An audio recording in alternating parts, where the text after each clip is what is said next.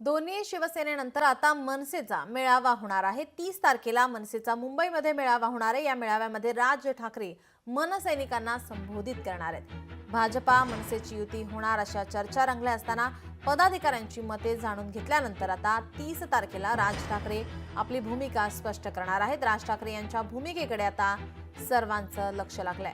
30 तारखेला मनसेचा मुंबईमध्ये मेळावा आयोजित करण्यात आलाय। राज ठाकरे यावेळी आता काय बोलणार याकडे सर्वांचं लक्ष असेल।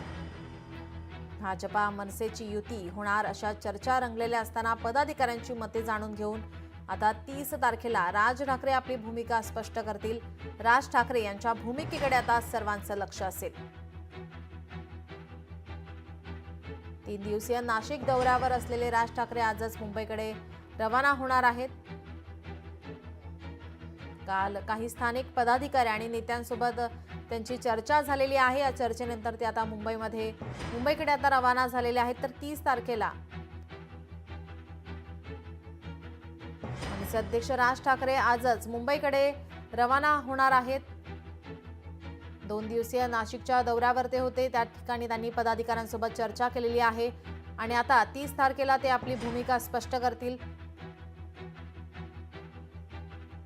राज ठाकरे हे आपला नाशिकचा दौरा अर्धवट सोडून आता मुंबईकडे रवाना झाल्याची माहिती सध्या समोर येते। 30 तारखेला मनसेचा मुंबईमध्ये मेळावा होणार आहे।